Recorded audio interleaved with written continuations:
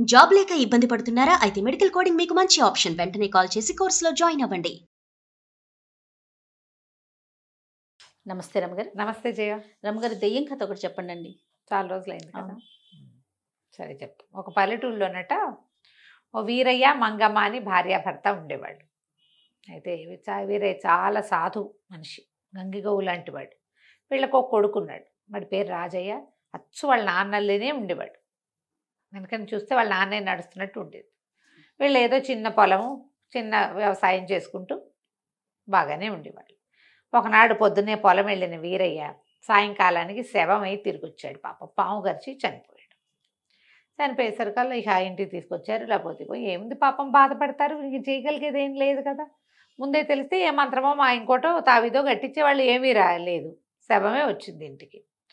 సరే ఏడ్చి ఏడ్చి సమస్యలిపోయిందట మంగమ్మ. వాడి తీసుకెళ్ళిపోయారు. ఈ సమస్యలిపోయి ఉండి ఇట మంచానికి ఆనుకుని అలా పడున్న మంగమ్మకు ఒక పెద్ద పీడకలు వచ్చింది. ఏమిటా, తన భర్త చితిలోంచి లేచి గుడ్ల గూబలాగా అరుస్తూ పిశాచంలాగా మారిపోయినట్టు కలొచ్చింది. మరి చెట్టు మీద ఎక్కేసినట్టు కనపడింది. ఇవిడు కేవ్వుమని పెద్ద కేక పెట్టి లేచింది.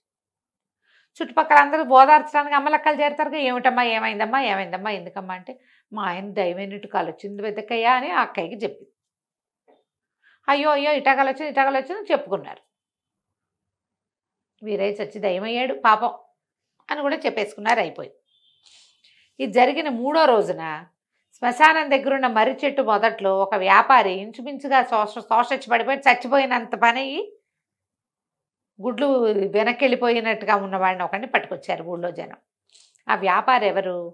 ప్రతి నెల ఈ ఊరికి సరుకులు తెచ్చి పెడతాడు. ఇక్కడి నుంచి ఏవో ఆ సామాన్లు వీటి చాట్లు బోట్లు చేస్తారుగా, అవి తీసుకుపోతాడు. కానీ వీళ్ళకి పప్పులు ఉప్పులు తెచ్చేసి వ్యాపారస్తుల్లో వాడొకడు. మామూలుగా ఆ రోజుల్లో ఏం చేసేవాళ్ళు, ఇట్లా సామాన్లు బళ్ళ మీద వేసుకొచ్చి ఊర్లో వ్యాపారం చేసుకుని వెళ్ళేవాళ్ళు. అతను ఆ బండివాడనమాట. బండి వేసుకొచ్చే వ్యాపారి. బాగా అతనికి అవి ఇవి వాసన చూపించారు. మరి మంచినీళ్ళు పోసారు, తేనె నీళ్ళు పట్టించారు. ఎటాగొట్టా లేచి కూర్చుని పొద్దున్నే నేను ఊరు వెళ్ళిపోదామని బయలుదేరాను. తెల్లవారుసామున 3 గంటలకే బయలుదేరా. ఎప్పుడు వెళ్తాడు అట్లాగే 3:30 3:30 అయ్యేసరికి శ్మశానం మొదట్లోకి వచ్చేసరికి మరి వాడెవడో ఒకడు నన్ను, ఒక దయ్యం నా మీద పడి, నా భార్య పిల్లలు బతకద్దా, నా డబ్బులు ఇచ్చేసి, ఈ డబ్బు ఇస్తా నాకు ఇచ్చేసి, నేను ఎవరిని అనుకున్నావు, నేను వేరైని అని కేకలు పెట్టి నా దగ్గర నుంచి డబ్బులు ఓట్లు లాక్కున్నాడు. తెల్లటి లాల్చీ పంచా ధరించాడు. భయంతో నాకు స్పృహ తప్పిపోయింది అని చెప్పాడు. చెప్పేసరికల్లా ఊళ్ళో వాళ్ళు ఆశ్చర్యపోయారు. అమ్మా, వీరయ్య తన పెళ్ళాం పిల్లల్ని బతికించడం కోసం ఇంత పని చేస్తాడా అని అందరూ మంగమ్మ ఇంటి మీద పడి వీళ్ళంతా సోదా చేశారు. లబో దిబోమని ఏడ్చింది మంగమ్మ. మా ఇంటో అట్టది ఏం జరగలేదు అని. ఏమీ దొరకల, రూపాయి దొరకల. జనాలంతా అదోలా చుట్టం మొదలుపెట్టారు మంగమ్మని. మొహం తిప్పుకుని వెళ్ళిపోయేవాళ్ళు. బిక్కమొహం వేసుకుని ఏడుస్తూ ఉండేది ఈవిడ. కొద్ది రోజులు పోయాక ఒక భార్యాభర్త ఎవరో పై ఊరు నుంచి వస్తూ ఉంటే ఆవిడ మెడలో నగలున్నాయి. ఆ వీరయ్య దయ్యం వాళ్ళని అటకాయించి ఆ మొగుడిని కొట్టి, ఇప్పుడు ఈ నగలు మా ఆవిడ పెట్టుకుంటే చాలా బాగుంటాయి, నేను ఎవరిని అనుకున్నావు వీరయ్యని అని మెడలో ఇంచి నగలు గాజులు చెవులో పీక్కున్నాడు. మొత్తం తీసేసుకున్నాడు. ముక్కుకున్న బేసర్తో సహా తీసేసాడు. ఊళ్ళో వాళ్ళు తెలిసిపోయింది. వాళ్ళు అబో దిబోమని ఆ మొగుడు పెళ్ళాం ఏడుస్తూ నగలన్నీ వీరయ్య దయ్యం లాక్కుపోయిందని చెప్పారు. దెయ్యం మీద కంప్లైంట్. మరేం చేస్తారు, దయ్యాన్ని వదిలించాలి కదా. అక్కడి నుంచి ఏం చేశారు, తెల్లవారేసరికి అందరూ మంగమ్మ ఇంటి మీద పడ్డారు. ఇల్లంతా సోదా చేశారు, తవ్వారు, తుడిచారు, పీకారు, లాగారు. ఏమీ లేవు. పాపం ఏడుస్తూ కూర్చుంది మంగమ్మ. అయ్యో సాధువు గంగిగోవు లాంటి వాడు వీరయ్య, ఇతను దయ్యమయ్యాడని ఇట్లాంటి వార్త వచ్చిందే. పైగా అసలు అతను ఒకళ్ళు సొమ్మాసించే మనిషి కాదు. బతికుండగానే ఏనాడు ఆశించిన వాడు చచ్చాక ఎందుకు శాసిస్తాడు? ఎక్కడికో లేచకపోయింటాడు, ఇక్కడ ఎందుకు కూర్చుంటాడు? ఇక చాలా దుఃఖపడి ఏమనుకుంది, ఆ మొగుడు వీళ్ళు అన్నారు, మీ ఇద్దరు ఈ ఊరు ఖాళీ చేసి వెళ్ళిపోండి, మీకోసం నీ మొగుడు దయ్యమయ్యి ఇట్లా ఊళ్ళో జనాలందరినీ పీడిస్తున్నాడని తెగ తిట్టిపోశారు.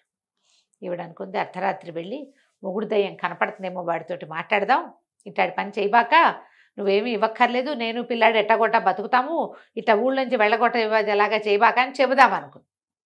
అర్ధరాత్రి చిన్న లాంతర్ పుచ్చుకొని వెళ్ళింది.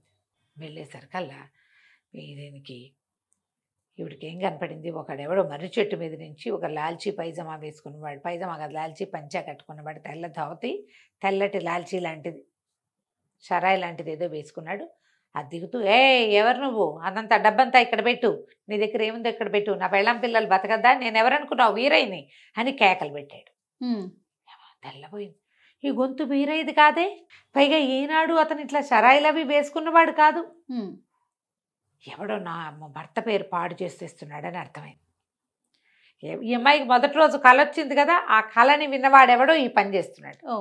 ఇంటికి వెళ్ళిపోయింది, కొడుకు నిద్ర లేపింది. ఒరే నాయన, మీ నాన్నగాదురా దయ్యమైంది, ఎవడో మనిషేను, వాడి గొంతు ఏదో వేరే గొంతు, మీ నాన్న గొంతు కాదు, పైగా దయ్యం నేను వీరని అని ఎందుకు చిరునామా చెప్తుంది ఎంతసేపు అని చెప్పి, నువ్వు మనం ఎట్లాగైనా వీడు ఆట కట్టించాలరా, ఊళ్ళో నాన్నకి చెడ్డ పేరు వచ్చేసింది, మన నిలవనివ్వకుండా చేసేస్తున్నారు అని చెప్తే, సరే వీడు ఏం చేశాడు, మర్నాడు రాత్రి చీకటి పడేసరికల్లా సాయంకాలం వీరయ్యలాగానే ఒక లాల్చి, ఏ మనిషిని చూసారా వీళ్ళు, పంచా లాల్చి ధరించి కొంచెం తెల్ల రంగు పూసుకున్నాడు జుట్టుకి. దూరం నుంచి చూస్తే వీడు వీరయ్యలాగానే ఉన్నాడు, వాళ్ళ నాన్నలానే ఉంటాడు. వాడు మర్రి చెట్టు త్వరలో కూర్చోమని వాడికి ఒక రొట్టె అపచ్చి చేతిలో పెట్టి అక్కడ కూర్చోబెట్టింది. రాత్రి మరి ఆహారం కావాలిగా, వాడు అక్కడ కూర్చుని ఉన్నాడు మెలకుగా ఉండి. ఈవిడేం చేసింది, ఒక పొలచాటను నక్కి కూర్చునేసరికల్లా ఏమైంది, బాగా 11:30 12 అయ్యేసరికి ఊళ్ళో ఇంచి ఒక తెల్లటి పంచాలాల్చి ధరించిన వాడు ఒకడు ఊళ్ళో ఇంచి నడిచి వచ్చాడు. చూస్తూనే ఉంది ఈవిడ. మర్రి చెట్టు పైకి ఎక్కి కూర్చున్నాడు. త్వరలో రాజయ్య కూర్చున్నాడు, ఈయన చెట్టు ఎక్కాడు. చెట్టు ఎక్కాక గుడ్లగూబలు కూర్చున్నట్టు కుయ్యటం మొదలుపెట్టాడు. మామూలుగా దయ్యాలు అనగానే గుడ్లగూబలు కుయ్యాలి అలాంటి శబ్దాలు ఎక్స్పెక్ట్ చేస్తారు కదా. గుడ్లగూబలు కూర్చుని నక్కలు ఊడబెట్టినట్టు గుడ్లగూబలు కూర్చున్నట్టు కూస్తున్నాడు. ఈవిడేమనుకుంటుంది, ఇంకా రాజయ్య లేచి వస్తాడని చూస్తోంది. ఇంతలో ఆ రాజయ్య వచ్చాడు. వచ్చి, ఎవడరా నువ్వు, నా పేరు పాడు చేస్తావా, అసలు నేనెవరనుకున్నావు, నేను వీరయ్య గొంతు వినపడుతోంది. కొడుకు గొంతు ఇంచుమించుగా తమ భర్త గొంతులాగానే ఉంటుంది, వాడు కొంచెం గంభీరంగా మాట్లాడేసరికి ఆయనే మాట్లాడుతున్న ఫీలింగ్ కూడా వస్తుంది. వీడికి ఏం చేసావు, తీసుకుని అందరి దగ్గర నుంచి కొట్టేసిన డబ్బులు ఏం చేసావంటే, హడిలిపోయి ఆ డ్రెస్ వేసుకున్నవాడు, మా బాబు వీరయ్య నన్ను క్షమించు, నేను కొట్టేసిన నగలు అన్నీ ఇక్కడే దాచిపెట్టానని మర్రి చెట్టు కింద తవ్వటం మొదలుపెట్టాడు. ఆ వీరయ్య కూడా రాజయ్య కూడా పక్కన నుంచున్నాడు. ఈ మంగమ్మ ఏం చేసింది, వెంటనే పరిగెత్తుకుంటూ ఊళ్ళోకి వెళ్ళింది. ఊరి పెద్దల్ని 5-6 చూడండి, మా ఆయన పేరు పాడు చేసేవాడిని చూపిస్తానండి, మనిషి కదా వాడు, పరిగెత్తుకుంటూ వెళ్ళింది. ఊళ్ళో జనం అంతా వచ్చేసరికి ఏముంది, సామాన్లు తవ్వుతున్నాడు వాడు. తవ్వి 1-2 వస్తువులు తీసి బయట పెట్టాడు. జనం అంతా కమ్మేశారు, లాంతర్లు పుచ్చుకుని. అవురవరా అని చెంపలు పగలగొట్టారు. మొత్తం డబ్బంతా అక్కడే ఉంది. ఇంతలో ఏమైంది, త్వరలో నుంచి రాజయ్య ఒళ్ళు విరుచుకుంటూ లేచి వచ్చాడు. ఏమిటో మా గలాభా ఇక్కడ ఇంతమంది చేరారు అని. ఆవిడ ఆశ్చర్యం, అదేమిట్రా ఇందాకే వచ్చావు కదా నువ్వు. నేను రాలేదమ్మా, నేను నిద్రపోయాను, లోపల చల్లగా ఉంది, నిద్రపోయాను, నేను రాలేదన్నాడు. అంటే ఇందాక ఎవరు వచ్చారు, అంతేగా, వీరయ్య దయ్యమే వచ్చి తన పేరు పాడు చేస్తున్న వాడిని పట్టించి ఇచ్చి, అక్కడి నుంచి ఈ అమ్మాయి ఈవిడ చెప్పింది, నా పిల్లాన్ని ఇక్కడ కూర్చోబెట్టాను, వాడు లోపల ఉండిపోయాడు, ఎవరో వచ్చారు, నా భర్తే వచ్చినట్టున్నాడంటే ఊళ్ళో వాళ్ళంతా ఆశ్చర్యపోయారు.